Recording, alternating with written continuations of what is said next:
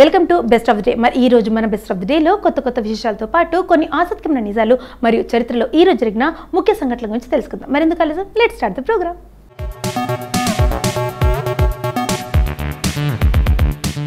ముందుగా ప్రపంచ బాల కార్మిక వ్యతిరేక దినోత్సవం గురించి చెప్పుకుందాం.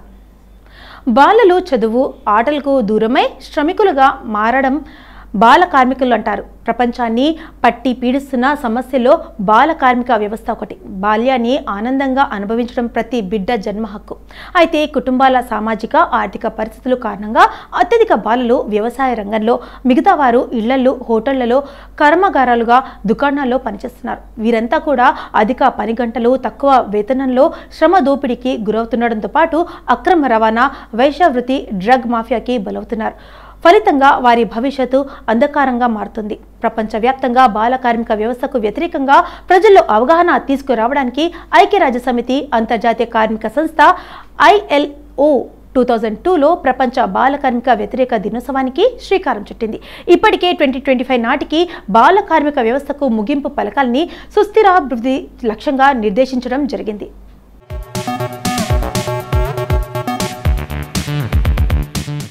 ఇక ఈ క్రమంలో బాల కార్మిక వ్యవస్థ ముగింపునకు నిబద్ధతతో పనిచేద్దాం అనే ఇతివృత్తంతో ఈ ఏడాది ఈ కార్యక్రమాన్ని నిర్వహించుకోవడం జరుపుకుంటుంది. పేదరికం బలమైన కారణం. బాల కార్మిక వ్యవస్థకు అసలు కారణం పేదరికమే. కుటుంబ ఆర్థిక పరిస్థితికి బాలల జీవనానికి అనివాభావ సంబంధం ఉంది. దీంతో వారు చదువుకోవాల్సిన వయసులో పనిచేస్తున్నారు. తల్లిదండ్రులు నిరక్షరాస్యత, ఉపాధి నిమిత్తం కుటుంబ వలసలు, జనాభా పెరుగుదల, ప్రపంచీకరణ తదితర కారణాలు కూడా బాల కార్మిక వ్యవస్థ అజ్యం పోస్తుంది. అత్యధిక బాల జనాభా గల భారతదేశంలో వృత్తుల ఆధారిత కుల వ్యవస్థ మూలంగా ఎక్కువ మంది బాల కార్మికులుగా మారుతున్నారు.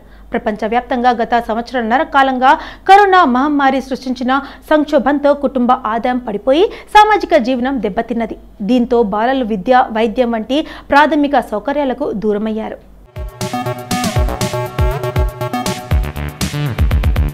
రెండేళ్ల క్రితం బాల కార్మిక వ్యవస్థపై అంతర్జాతీయ కార్మిక సంస్థ యూనిసెఫ్ అధ్యయనం బాల కార్మిక వ్యవస్థపై గత 20 సంవత్సరాల కాలంలో సాధించిన పురోగతి వెనుకబడిందని తెలిపింది. ఈ సంక్షోభంతో తీవ్ర పేదరికంలోకి జారుకున్న వారి సంఖ్య 4 నుంచి 6 కోట్ల పెరిగిందని, 1% పేదరికం పెరిగితే 0.7% బాల కార్మికులు పెరుగుతారని పేర్కొంది. అంతర్జాతీయ కార్మిక సంస్థ అంచనాల ప్రకారం ఇప్పటికే ప్రపంచవ్యాప్తంగా 15.2 crores మంది బాల కార్మికులు ఉండగా అందులో 7.2 పిల్లలు ప్రమాదకరమైన పనుల్లో నిమగ్నమయ్యారు. అధికంగా బాల కార్మికులున్నాను. భారతదేశంలో కరోనా అనంతరం వీరి సంఖ్య మరింత పెరిగే అవకాశం ఉందని Kailash Satyarthi children's foundation survey పేర్కొంది. పిల్లల అక్రమ రవాణా పెరిగే అవకాశం ఉందని, కార్మిక చట్టాలు దుర్వినియోగం అయ్యే ప్రమాదం ఉందని ఆందోళన వ్యక్తం చేసింది. నిర్మూలనకు చర్యలు. దేశ సంపద అయిన బాలలు బాల కార్మిక వ్యవస్థలో మగ్గిపోతే దేశ భవిష్యత్తు అంధకారమవుతుంది.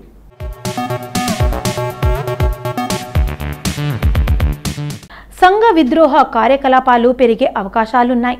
కావున బాలలకు తగిన విద్యాభ్యాసం, శిక్షణ అందించి విలువైన మానవ వనరులకు తీర్చిదిద్దాలి. కార్మికులుగా పనిచేస్తున్న బాలల పూర్తి వివరాలు సేకరించాలి. ఇందులో ప్రభుత్వంతో పాటు పౌర సమాజం కూడా భాగస్వామ్యం కావాలి. బాల కార్మిక వ్యవస్థ నిషేధ చట్టం, విద్యా హక్కు చట్టం సక్రమంగా అమలయ్యేలా చూడాలి. బడి బయట ఉన్న విద్యార్థులపై సమగ్ర సర్వే నిర్వహించి పాఠశాలలో నమోదు చేయాలి. తల్లిదండ్రులకు భారం కాకుండా వారికి రెసిడెన్షియల్, సెమీ రెసిడెన్షియల్ విధానంలో విద్యను అందించాలి. పిల్లల విద్యను కొనసాగిస్తూ వారి సంరక్షణ కోసం కుటుంబాలకు సామాజిక మద్దతు ఇవ్వాలి. బాలలను హింస, దోపిడీ, దుర్వినియోగం నుంచి రక్షించాలి. ఈ చర్యలు బాల కార్మిక వ్యవస్థకు చరమగీతం పాడి వారి వికాసానికి దోహదపడతాయి.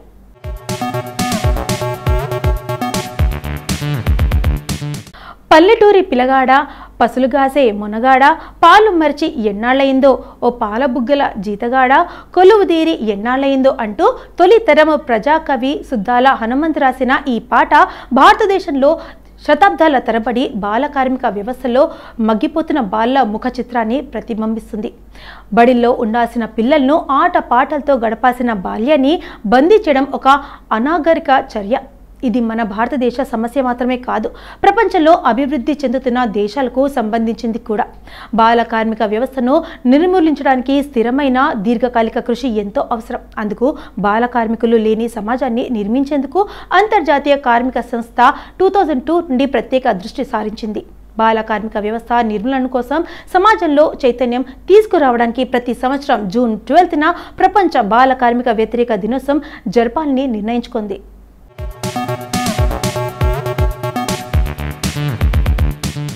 బాల కార్మికుడిగా అనే పదానికి సార్వత్రికంగా ఆమోదించిన నిర్వచనం ఏమిటంటే బాల్యాన్ని నాశనం చేసే రీతిలో పిల్లలతో పని చేయించడం, పిల్లల శారీరక మానసిక సామాజిక అభివృద్ధికి అవరోధమే, వారికి అక్షరాస్యత వినోదాన్ని పొందే అవకాశం ఇవ్వని పనిని, ఆ స్థితిని బాల కార్మిక వ్యవస్థగా పేర్కొంటారు.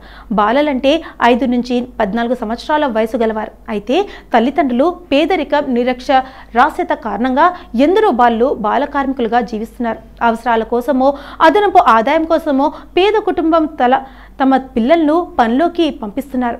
ఎంతోమంది బాల వ్యవసాయ పనుల్లో, నిర్మాణ రంగాల్లోనే కాకుండా ప్రమాదకర వృత్తులైన ఇసుక బట్టిల్లో, పలకల తయారీలో, క్వారీల్లో, గాజు పరిశ్రమ, మైనింగ్ రంగాల్లో బ్రతుకు కిడుస్తున్నారు. దీనివల్ల పిల్లలు శారీరక మానసిక పెరుగుదల లేకుండా దీర్ఘకాల దుష్పరిణామాలకు గురవుతున్నారు. పిల్లల్లో సహజంగా ఉండే నైపుణ్యాలు, సామర్థ్యాలు నశించిపోవడం, భావి భారత మానవ వనరులను దుర్వినియోగం అవడమే.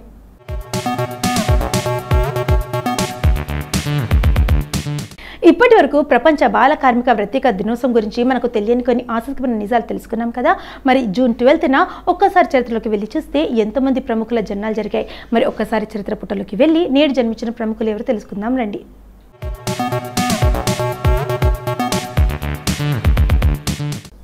యాక్షన్ మాకో స్టార్గా పేరు పొందిన గోపీచంద్ పుట్టినరోజు జూన్ 12. ఆయన పూర్తి పేరు తొట్టెంపుడి గోపీచంద్. 1979లో ఏపీలోని కాకటూరి వారి పాలెంలో పుట్టాడు. ఆయన వయసు 43 ఇయర్స్. భార్య రేష్మ, 2 పిల్లలు. తండ్రి టి కృష్ణ అద్భుతమైన దర్శకుడు. అర్ధరాత్రి స్వతంత్ర సినిమా తెలుగు సినిమా రంగాన్ని ఒక ఊపు ఊపింది.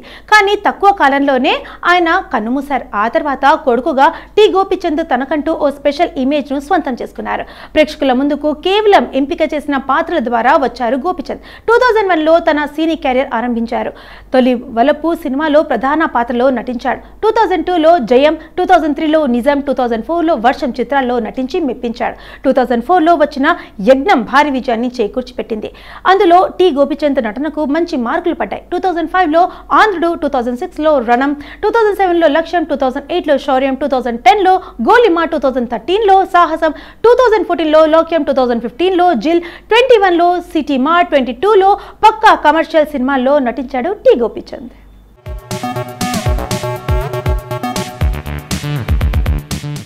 అంజనా ఓం కశ్యప్ ఒక భారతీయ news anchor. Hindi news channel Aaj తక్లో మేనేజింగ్ ఎడిటర్గా పనిచేస్తున్నారు. కశ్యప్ జీ న్యూస్కు మారడానికి ముందు పబ్లిక్ బ్రాడ్కాస్టర్ దూరదర్శన్లో చేరడం ద్వారా తన పాత్రికేయ వృత్తిని ప్రారంభించారు.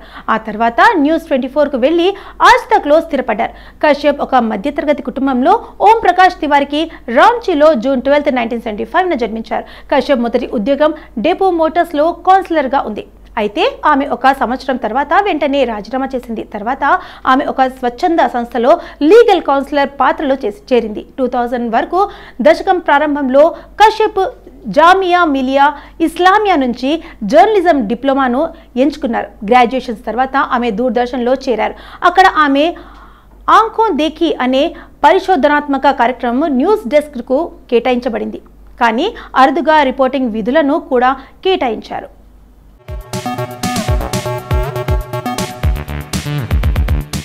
పద్మిని ప్రముఖ సినిమా నటి, నర్తకి. ఈమె భరతనాట్యంలో శిక్షణ తీసుకుంది. ఈమె సోదరిమణులు లలిత, రాగిని ముగ్గురు కలిసి ట్రావెన్కోర్ సిస్టర్స్గా ప్రసిద్ధి చెందారు. ఈమె 1932 జూన్ 12న జన్మించారు. ఈమె తొలిసారిగా తన 14 ఇయర్స్లో కల్పన అనే హిందీ సినిమాలో నర్తకిగా నటించింది. తర్వాత 30 ఇయర్స్లో తెలుగు, తమిళ, హిందీ, మలయాళ భాషల్లో సుమారు 250 సినిమాల్లో నటించింది.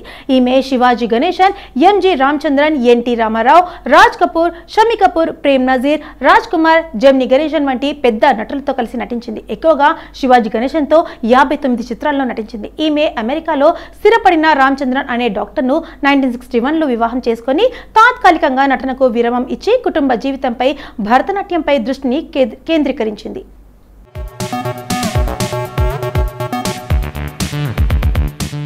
సల్మాన్ యూసఫ్ ఖాన్ ఒక భారతీయ నటుడు, నృత్యకారుడు, కొరియోగ్రాఫర్, టెలివిజన్ న్యాయమూర్తి. అతను డాన్స్ ఇండియా డాన్స్ సీజన్ 1లో పాల్గొని విజేతగా నిలిచాడు. అతను fear factory, Khatron Ke Khiladi season 5, Jhalak Dikhla Jaa season 9లలో కూడా పాల్గొన్నాడు. సల్మాన్ యూసఫ్ ఖాన్ జూన్ 12, 1985న బెంగళూరు, కర్ణాటకలో జన్మించారు. ఖాన్ తన కెరియర్ను dance reality show dance India డాన్స్తో దాని మొదటి సీజన్లో ప్రారంభించాడు. ఆ షో గెలిచిన తర్వాత ఖాన్ వాంటెడ్ టైటిల్ సాంగ్లో కనిపించాడు. ఆ తర్వాత రక్త చరిత్ర సినిమా కోసం డాన్స్ ఆఫ్ డెత్ అనే మ్యూజిక్ వీడియో, ఆ లైఫ్ వీడియోలో నటించాడు. అతను సుకూన్, వైశాలి, మేడ్ చిత్రంలో కనిపించాడు.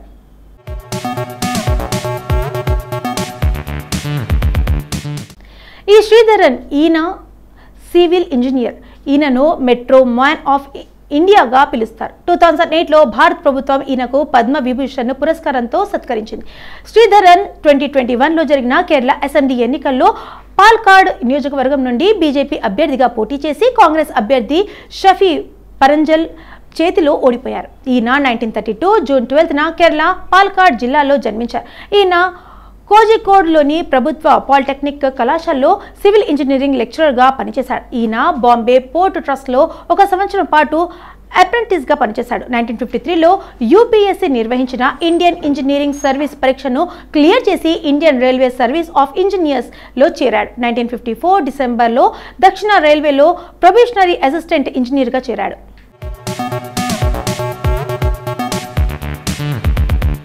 సో ఇదండి ఇవాళ మన బెస్ట్ ఆఫ్ ది డే. మరి ఈ రోజు మన బెస్ట్ ఆఫ్ ది డేలో ఈ రోజుకి సంబంధించిన కొన్ని ఆసక్తికరమైన విషయాలు తెలుసుకున్నాం కదా. మరి రేపటి ఎపిసోడ్లో మళ్ళీ కలుద్దాం. అంటే టేక్ కేర్, బాయ్.